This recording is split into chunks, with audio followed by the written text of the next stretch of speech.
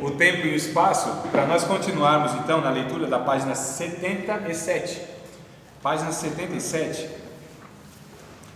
Nós paramos lá em cima, né, na página 77 lá em cima.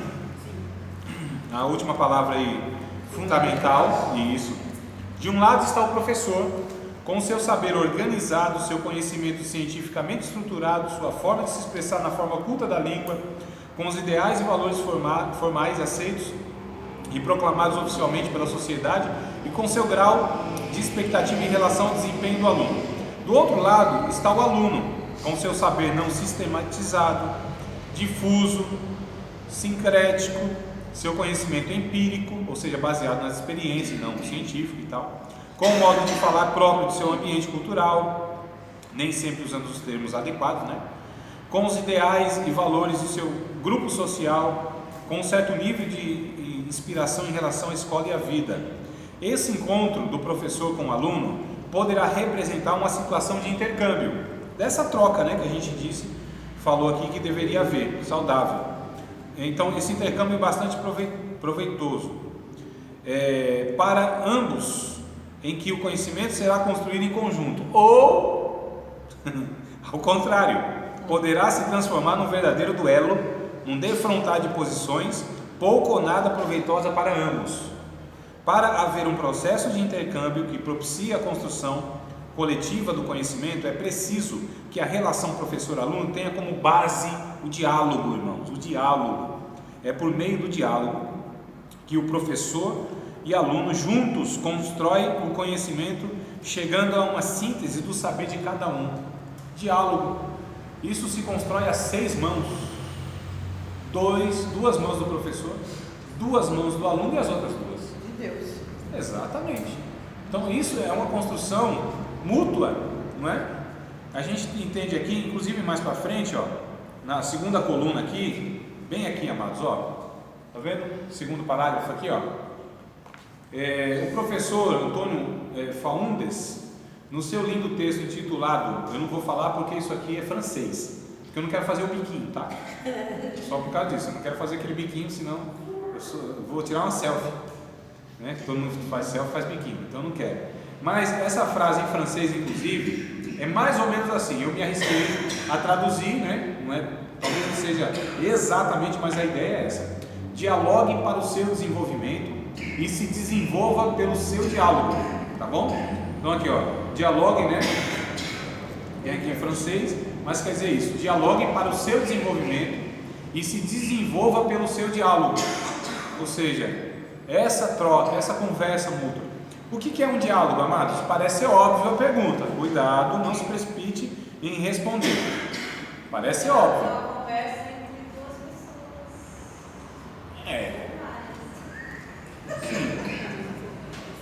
Eles até falam, não se atreva a falar, deixa que eu falo. Eu não disse não se atreva, essa palavra não saiu da minha boca. Eu disse para não se precipitar porque parece óbvio demais. Nem tudo que parece óbvio é verdade. Então, diálogo, a obviedade são 2 pessoas falando. Sim. Mas o diálogo, agora ser diálogo mesmo, é quando uma fala, a outra escuta. Sim. A outra escuta e a outra fala. Isso parece óbvio, mas na prática nem sempre há esse diálogo. Há diálogos que são monólogos, mesmo que 2 pessoas falem, mas quando as 2 não estão dispostas a ouvir, não há diálogo, tá certo? Então há essa realidade. Então o diálogo aqui é justamente isso que a gente estava falando na primeira parte, onde quem fala, né, também está disposto a ouvir o outro, porque tem gente que só quer falar, não considera. Quando na fala uma pessoa é interrompida, mostra algumas coisas. Primeiro, falta de educação. Segundo, ela não está te ouvindo em nada. Está te ouvindo, te interrompe. Não acredita que você tem alguma coisa a ensiná-la. Então, no mínimo, para mim, quando a pessoa me interrompe, eu penso essas 3 coisas: não tem educação, não está ouvindo o que eu estou falando e não tem interesse em nada que eu estou falando, porque ela não considera que eu tenho algo para falar para ela. Para mim é isso, é a impressão que eu tenho. Quando eu vejo, amados, uns ratos eu digitando e eu olho para cima assim, tem lá digitando também, eu fico perturbado. É a mesma coisa. É o que ela está fazendo nisso? Porque se ela me viu digitando, espera eu concluir. Porque o WhatsApp é virtual, mas é a mesma coisa, né? Então quando eu vejo lá eu digitando, aí eu olho, a pessoa também está digitando, e viu eu digitando antes, é a mesma coisa, ela está me interrompendo, não quer nem saber o que eu estou falando. Olha aí, né? É assim, dessa maneira. Mas nem no celular a pessoa espera. É agonia, é agonia. Está respondendo uma coisa, está vindo outra pergunta. Exato. Imagina pessoalmente. Não há uma disposição e um interesse em ouvir outra pessoa. Ela quer falar, quer falar, quer falar, compulsoriamente, quer falar, fala. E aí quem fala muito, erra muito. Quem não está disposto a ouvir o outro, ele só vai ficar na sua fala o resto da vida, não é? Então olha só, falta de educação, aqui já seria suficiente para a gente ter essa disposição. Tardio, pronto para ouvir, tardio não falar. Ué, não é a Bíblia que ensina isso? O provérbio fala também que o tolo fala demais, né? Só ele tem razão. Nossa, Provérbios tem um monte de versículos lá que vai falar dessa questão da fala e ouvir, né? Fala e ouvir. Quem muito abre a boca tem perturbações. Já dizia minha avó, boca aberta entra mosquito. Não tem? Né? Até o tolo quando se cala é reputado por sábio. Eu vivi essa experiência. Um dia que eu estava num seminário, tinha lá uns camaradas, que eu já contei isso para vocês. Tinha lá uns caras lá, Jonas Madureira, aquele filósofo Luiz Felipe Pondé. Já falei, né, Alex? Não? Tu acho que fez assim? Não? Agora tá fazendo assim, então não. Tá bom. E tinha lá gente assim, né, tal. Nossa, bem conceituada. Gente de Deus mesmo, assim, tal. E aí eu fui com um irmão, né? E eles falando dos negócios lá e tal, uns termos técnicos. A igreja do Morumbi, né? Tal, tava lá. E aí o irmão deu uma cutucada. Aí, professor, manda uma pergunta lá para esses caras lá. Faz uma pergunta lá, né? Então ele achando que eu estava assim, daqui a pouco o professor vai perguntar que vai colocar os caras assim no estreito.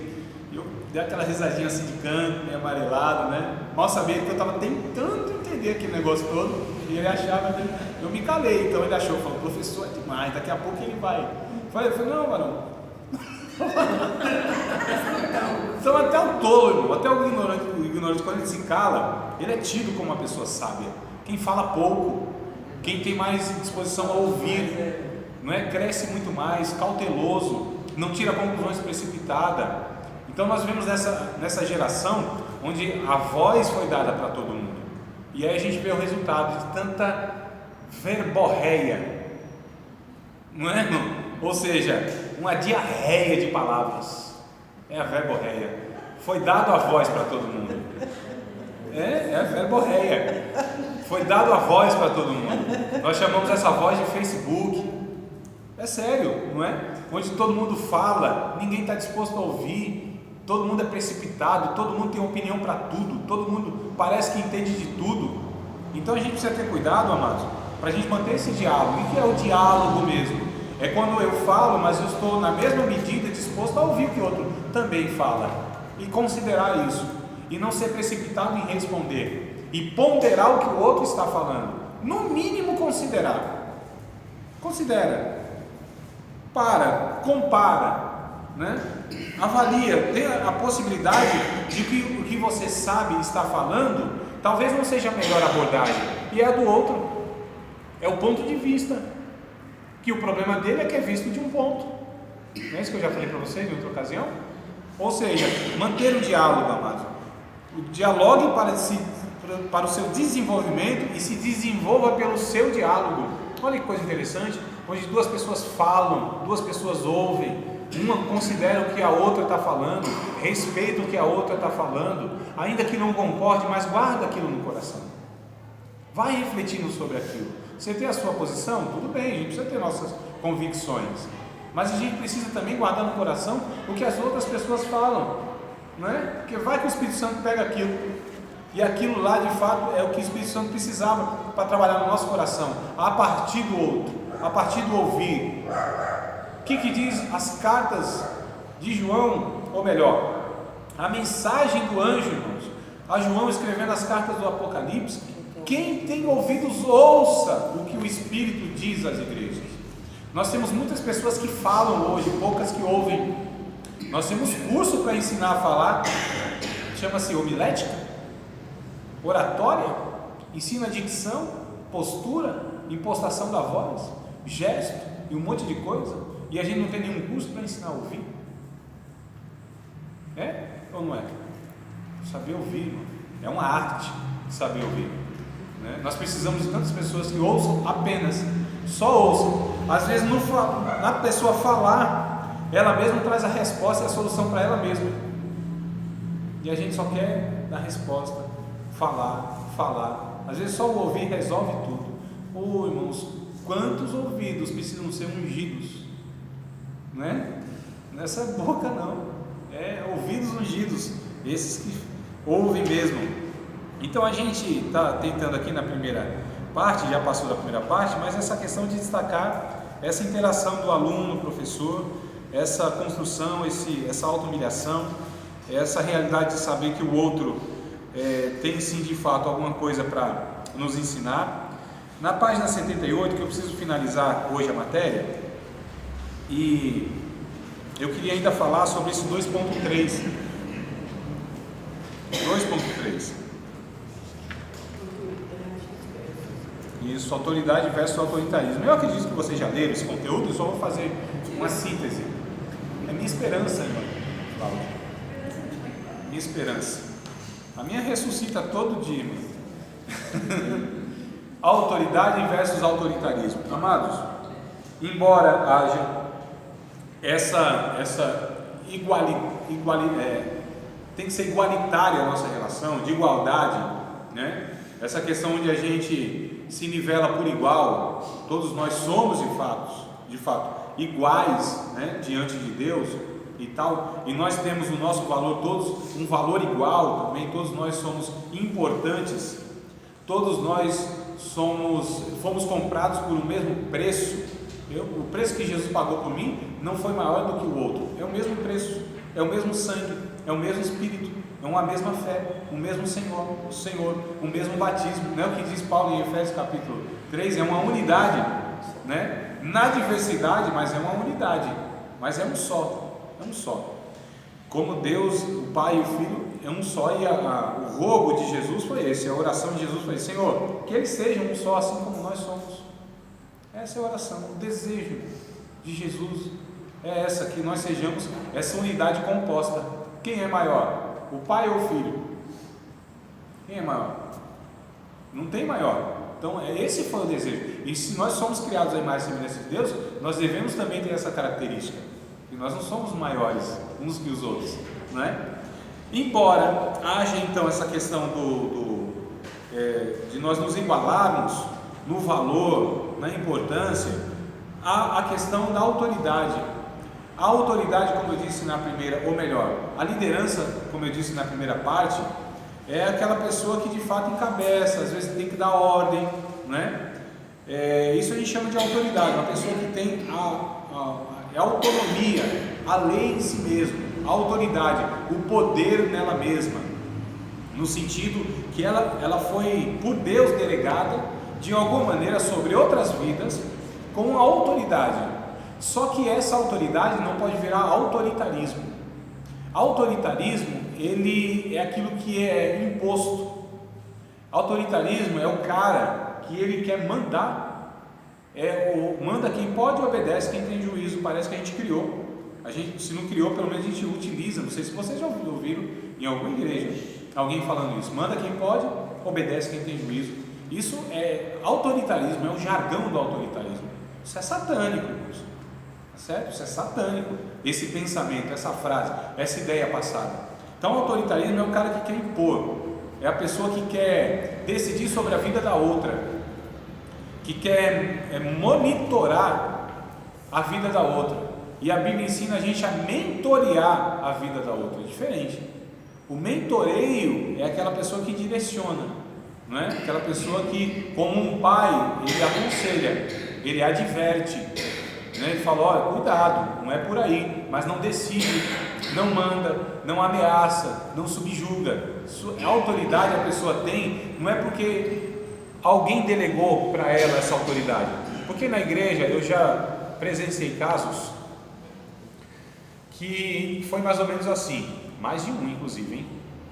Que foi assim, cara, não sei lá, o líder lá acho que simpatizava com ele, sei lá qual era o critério, disse assim, vai ser presbítero, aí apresentava para a igreja, né? Esse aqui é o presbítero e tal, da igreja, administrativamente põe as mãos sobre ele, derrama óleo, aquela coisa toda, né? Só que acontece que a igreja não tem ele como um presbítero, não vê autoridade nele, não respeita sua palavra. Foi-lhe delegado, foi-lhe dado o quê? Poder. Autoridade ele não tinha. Poder a gente pode receber, autoridade é conquistada, não é? Pelo exemplo, pelo caráter, pela postura, pelo sacrifício, não é? Tem gente que tem autoridade e não tem poder. Tem gente que tem poder e não tem autoridade. Tem aquelas pessoas que oficialmente elas não são líderes.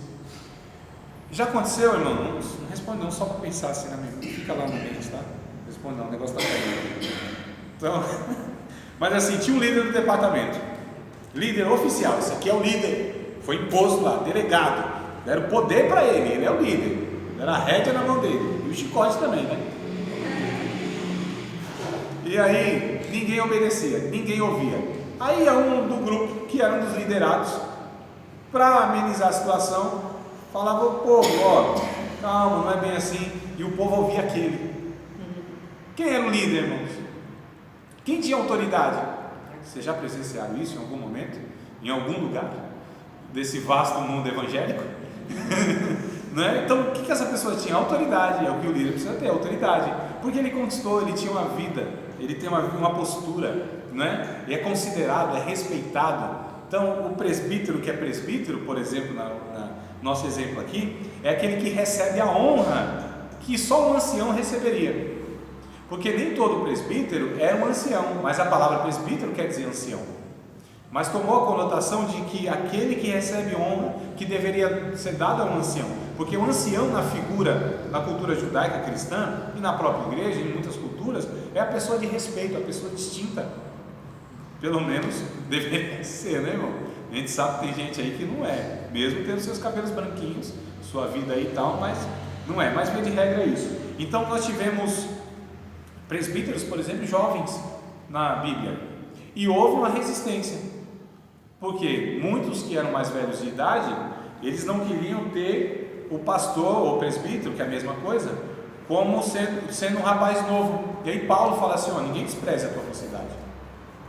Como que você vai ter autoridade? Porque Paulo delegou para ele, né? Foi lá, falou para os presbíteros, ó, outros presbíteros, né? Falou assim, põe as mãos sobre ele, separa ele do ministério e ele vai pastorear a igreja. Ele vai ser o presbítero, o pastor da igreja. E aí, o que acontece?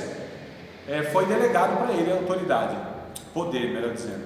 Só que Paulo disse, você tem que ter autoridade agora. Como que você vai ter autoridade? Esse é exemplo, no trato.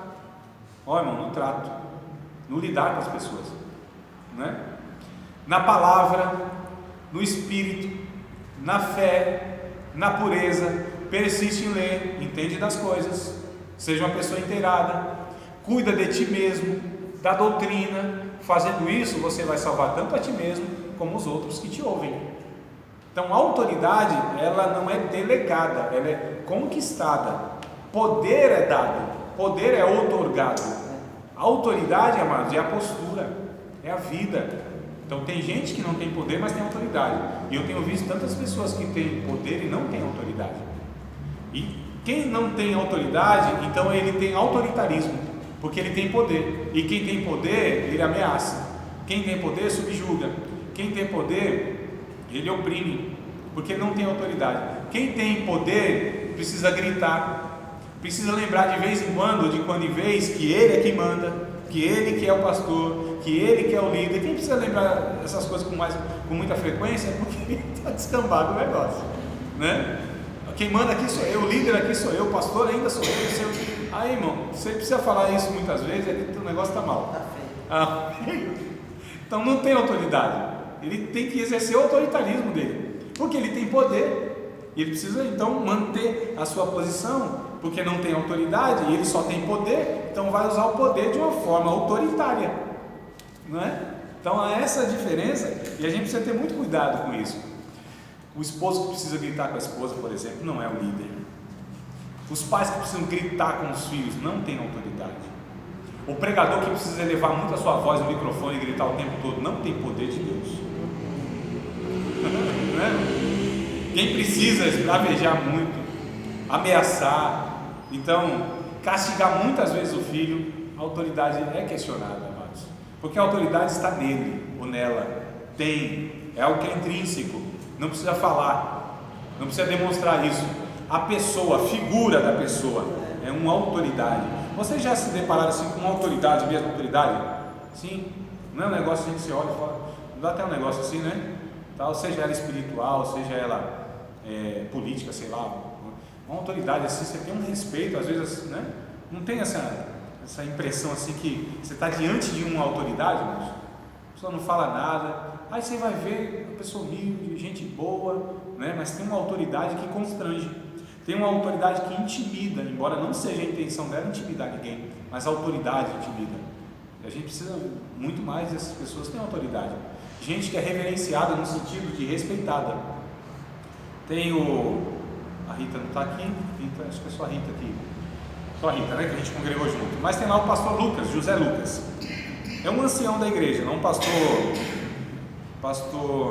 não é jubilado não, mas é um pastor que ele é um ancião, né, então ele não exerce às vezes efetivamente, mas é uma autoridade, então todo mundo tem ele como pastor, e assim, quando ele chegava perto da gente, a figura dele já é intimidatória, porque ele é um pouquinho mais alto que eu, né, bigodão assim meio grisalho e tal, olhava assim de cima para baixo, vinha na manha, né? Poucas palavras, entendeu?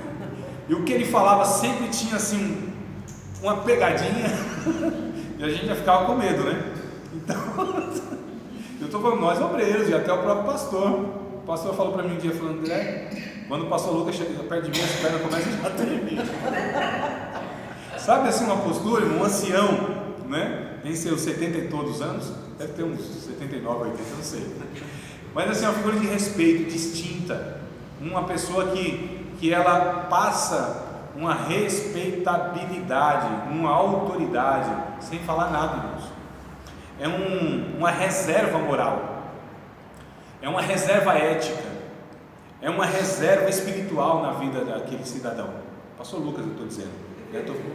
Veio, você lembra, Nego? É verdade. Levar ele na casa dele. É isso, mano, lembra? Que coisa boa. E descontraído, né? Irmãos, é tão interessante, bem humorado. Ele ensinou uma musiquinha pra gente aqui, né? Foi, olha. Uma figura. Eu também lembro, então. Eu estava. Oh meu Deus, eu estava, acho que era num culto um culto lá que era dos pais. Rapaz, mas ele falou um negócio tão inesperado para mim, eu jamais esperava um negócio, um culto, assim, deixa eu ver se eu lembro, meu Deus do céu, o que ele falou?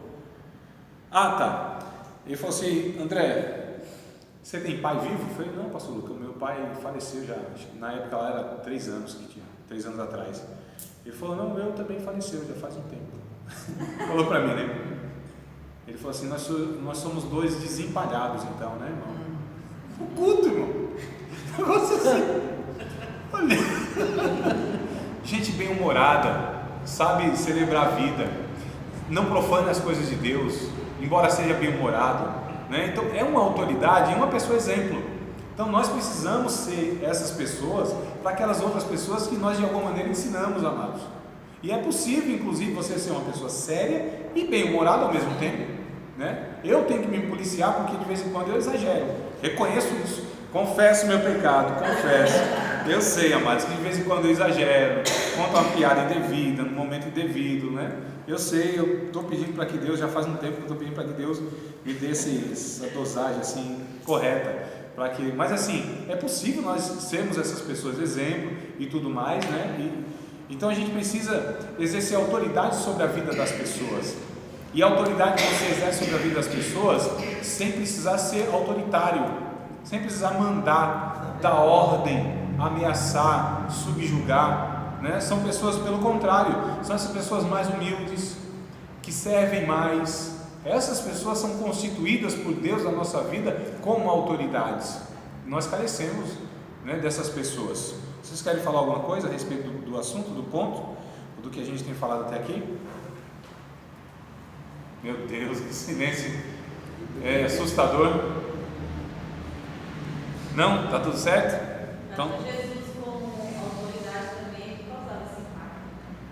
sim. Vamos ler o texto então de Mateus capítulo de número 7. Tá vendo? Eu não estava pensando nisso. Quando vocês falam, vocês trazem uma dinâmica para a aula, né? Vocês falam, vocês enriquecem a aula. Eu fico na esperança que alguém fale para vir alguma coisa para eu falar, porque de vez em quando aqui. Meu pai, é verdade, mestre, é verdade. Não estou brincando, não. É verdade. Tem hora que eu falo, e agora, Jesus, o que eu vou falar? Aí vocês falam alguma coisa, aí dali que eu pego e a gente desenvolve, né? Porque eu mesmo, por mim, tem hora que só Jesus. Capítulo de número 7, versículos, os últimos versículos, né? 28 e 29. É muito interessante. E Jesus é esse exemplo, né? Justamente de autoridade e não autoritarismo. Quem tinha autoritarismo eram os fariseus. Os fariseus, os líderes religiosos, eles tinham os sacerdotes, eles eram autoritários, não tinham autoridade nenhuma. Ninguém obedecia o que eles falavam, não dava crédito. Gente sem poder espiritual, né? Não tinham.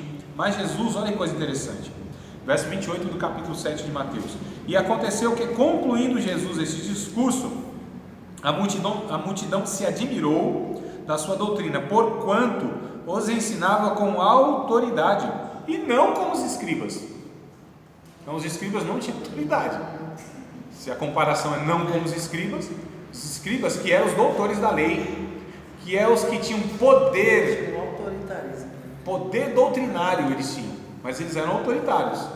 Eles tinham poder, tinham a chave na mão e fechavam mesmo o reino de Deus para que eles queriam. Jesus disse isso. Vocês têm, nem entra, não deixa ninguém entrar. Quando faz um aluno faz um prosélito, um discípulo de vocês, percorre o mundo todo aí para fazer um prosélito, um discípulo de vocês, e faz ele filhos do inferno 2 vezes por ser imitadores de vocês. Ó, autoritários. É o que conseguem fazer. Discípulos deles, filhos do inferno 2 vezes. Então é complicado. E aí os escribas, eles eram assim, os fariseus. Era duro também. Jesus tinha autoridade, tinha poder e autoridade reunido nele, e falava duro mesmo. Mas tinha hora que ele falava tão manso, e essa mansidão dele penetrava da mesma forma, ou até mais, do que quando ele falava duro. Porque a mansidão de Jesus era um negócio impressionante. Sabe aquela pessoa que ela é assim, tem uma mensagem tipo morcego? Como assim? O morcego ele morde assoprando. Ele morde assoprando, você não sabia não? O morcego ele morde assoprando, é suave a mordida dele, mas ele, né? Agora eu entendi o termo morde e assopra. Exato, por isso, por causa do morcego. Ele morde e vai aliviando com a sopro. Agora eu entendi. Amados, tem porque a mansidão, quando Deus quis se comunicar com Elias na caverna, veio um trovão, veio um terremoto, passou a labareda e Deus não se manifestou naquilo. A Bíblia diz: Deus não estava no terremoto, Deus não estava na ventania, Deus não estava naquele, não estava. Aí daqui a pouco vem assim um cicio, uma brisa suave. O que fazes aí, Elias? Aí ele pega assim, envolve o manto dele assim e sai de mansinho, né? Vai se encontrar com Deus. O que fazes aí, Elias? A mesma voz que falou para Adão: onde estás, Adão? Voz mansa, autoridade vindo divina, assim, ó, penetrando em todos os espaços da alma, indo até os lugares onde a gente quer esconder alguma coisa, e vem o Espírito Santo com uma brisa suave, vindo assim, ó, confrontando a gente lá no íntimo, não é? Então a autoridade não está no tom de voz, irmãos, está no caráter da pessoa quem fala, na postura da pessoa, na história, no legado que ela está deixando. Quem é essa pessoa? Então a fala é mansa, ouve-se, Olha só, quem grita muito, o outro não ouve. Quem fala baixinho, o outro para. Porque se ele falar alguma coisa, não ouve. Ele precisa ouvir uma autoridade. Porque é uma pessoa representante do céu que está ali. É um representante de Deus. É uma autoridade celestial. Está ali. Então eu preciso me calar. Prestar atenção. Às vezes até baixar a cabeça para não me distrair e ouvir. Pode falar, meu irmão. Sei que você é boca de Deus. Você é uma autoridade sobre a minha vida. Eu sei que ainda que você fale palavras duras, mas você está falando porque você me ama. Porque quem não ama muitas vezes vai apoiar a gente no erro. Sim. Agora quem ama vai confrontar a gente, falar a verdade em amor, e de uma maneira suave, mas bravejando não. Então a gente percebe aqui, o próprio capítulo 23 de Mateus, vocês viram que até baixei o tom de voz, né? Se de alguma maneira tiver alguma autoridade aqui, vocês vão identificar. Quando a gente está orando, a gente está orando. Aí a gente quer isso. Bela conclusão, essa eu achei fantástica. Quando a gente está orando, a gente está orando. Essa foi boa. Não, quando a gente quer escutar o sim. Espírito, você ora e fica quietinho. Você nem quer respirar, porque fala, Exato, mais ou menos assim. né? É, mais ou menos E assim. ele fala, Porque é diálogo, né? é diabo. Oração é diálogo, né? Lembra do diálogo? Então, oração é diálogo. Capítulo 23, ó, é muito interessante, verso... Cala a boca um pouquinho agora, que o Espírito Santo quer falar. Capítulo 23 de Mateus, verso 1, 2 e 3. Então falou Jesus à multidão e aos seus discípulos, dizendo: na cadeira de Moisés estão assentados os escribas e fariseus. Na cadeira de Moisés, hein? Observai, pois, praticai tudo o que vos disserem, mas não procedais em conformidade com as suas obras, porque dizem e não praticam. Esse é o motivo deles não terem autoridade. Não eram exemplos, não eram pessoas sinceras, não eram representantes de Deus, embora tinham suas posições de poder, mas não tinham autoridade, eram autoritários. Olha só, irmãos. Então a Bíblia vem mostrando para a gente que a autoridade é uma coisa, autoritarismo é outra coisa. Nós precisamos ser para os nossos filhos autoridade. Nós precisamos ser, diante das pessoas que nos ouvem, autoridade. Nós precisamos ser exemplo, né? A gente precisa ser essa pessoa de respeito, onde a gente trabalha. Olha, irmãos, quantas vezes eu vi maus exemplos, como também vi bons exemplos. Eu já experimentei, graças a Deus por isso, glória a Deus por isso, em chegar em ambientes, eu estou pegando meu exemplo porque aconteceu comigo e eu atribuo isso a Deus, não é? Como também tive alguma experiência ao contrário, mas graças a Deus que foram mais desse tipo, onde pessoas profanando as coisas, falando besteira, aí a gente chega lá, ô irmão, calma aí, chegou irmão, chegou fulano de tal, respeito, irmãos. Oh, que coisa boa, não é? Deus é glorificado nisso. O nome de Jesus é honrado nisso. O Evangelho é levado a sério com as pessoas que carregam o Evangelho com autoridade em suas vidas. Como eu já vi o contrário, chegar uma pessoa e sem autoridade nenhuma. Mas eu já experimentei isso, já vi isso na vida de outros irmãos, né? Se a pessoa chegar lá, um cristão, um representante de Cristo, e as pessoas que nem temem a Deus, que nem aceitam o Evangelho, mas chegou uma autoridade, eles sabem que é uma autoridade, eles respeitam, embora não concordem, pode até falar mal por trás, mas é uma autoridade. Aliás, às vezes nem fala mal não, né? Às vezes o Espírito Santo cria um temor tão grande na vida dessas pessoas que elas nem ousam a falar.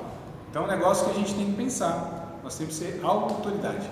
Eu pretendi nessas 5 aulas passar para vocês sobre a questão da didática, que não só métodos que a gente tem que usar, e a gente precisa identificar as pessoas que a gente tem, as pessoas que a gente precisa alcançar, as formas que a gente precisa, as diversas formas que a gente precisa identificar, que precisa ser usada, a organização que a gente tem que ter, o propósito, o objetivo que a gente tem que ter no ensino, que o ensino tem que ser claro, tem que ser objetivo, tem que ser adequado para cada ocasião, para cada público, os meios que a gente tem que usar, mas eu queria que você trabalhasse muito mais nessas 5 aulas, justamente que o ensinador ele deve caminhar e partilhar a vida junto com aquele que ele ensina, respeitar, amar, não é? Servir, ser profundamente interessado na pessoa em que ele ensina, considerar cada um indivíduo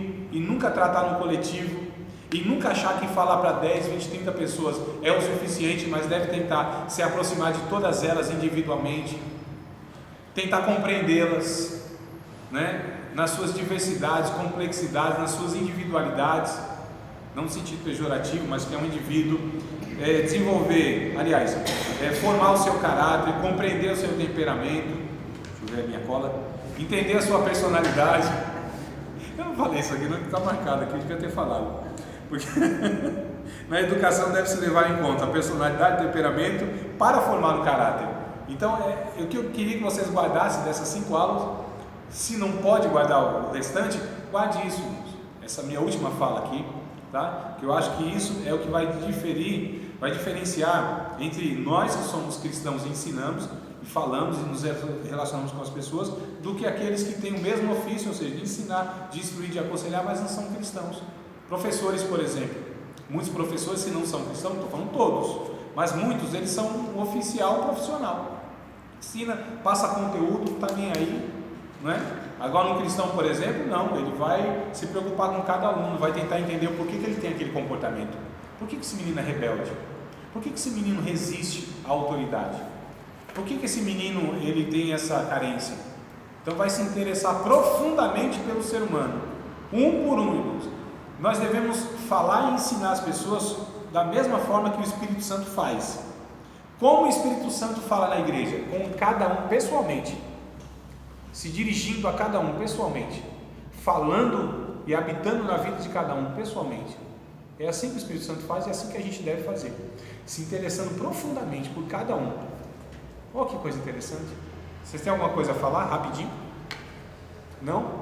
Então nós vamos dar graças a Deus por aqueles que se sentirem gratos, é claro, né? Por essas 5 semanas que nós passamos